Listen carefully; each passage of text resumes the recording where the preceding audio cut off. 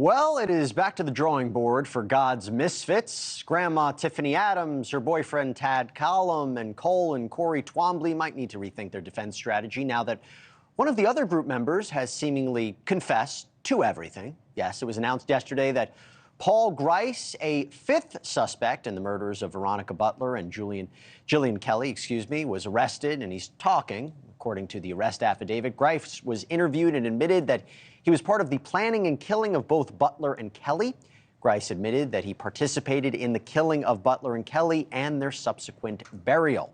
All five of the suspects face the same charges: 2 counts of murder in the first degree, 2 counts of kidnapping, 1 count of conspiracy to commit murder in the first degree. All of them felonies. Not easy to wriggle out from under those, but is there anything that Grandma Tiffany's gang of, I was going to say 5, can say or do to get the death penalty off the table? Anything where they could walk free?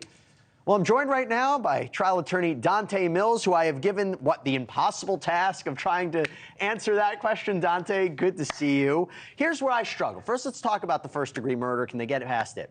We both know that it's not just intent. There's a thing called felony murder, right? So if someone dies during the commission of a kidnapping, they could still be convicted of murder. They didn't even have to intend to kill him. How did they get past first-degree murder? Well, nothing is impossible, right? We'll start with that, except maybe this. When you have somebody that's talking, that's always the issue, and officers know that. When investigators show up, they arrest you. The first thing they do, they read you their rights, and then they ask you, do you want to help yourself, right? And they give you the opportunity to talk because they know how important it is. If you start going into details about the crime, that kind of locks you in and provides them all the evidence they need, and that may be what happened here. What would a deal look like? I mean, if they're all involved in this heinous crime, would it be, hey, you give us what we need, you testify against the other bunch, we'll take the death penalty off the table? Because I can't imagine it's anything lower than life in prison or the death penalty. It's not like they're gonna get 10 years for this if you cooperate. Well, maybe, because here's the thing, like you said, if this was a gruesome crime. Yeah. If they committed this crime and if they planned it, then they may get the death penalty. This is a case that the prosecution, the investigators are going to want hemmed up and sewn together completely. Their only way to do that, because you do have to show planning.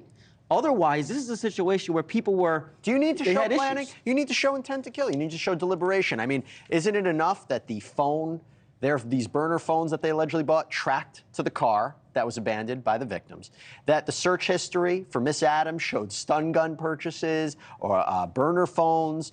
You have a teenage witness. One of the teenage daughters. One of the daughters. Is one of the biggest witnesses saying, yeah, they basically confessed. I mean, do you even need the testimony of any of them? You do, because here's the thing. Investigators can know what happened because they're good investigators, but you still have to put that information in front of the jury. So It's one thing if you want to piece that together with an investigator coming and saying, hey, we have this phone showing this and that. It's much different and much easier if you have a witness coming and saying, I was a part of it. I can tell you firsthand that I was in that room when we decided that we were going to kill this person and ultimately these 2 people. You want me to throw a little curveball at you?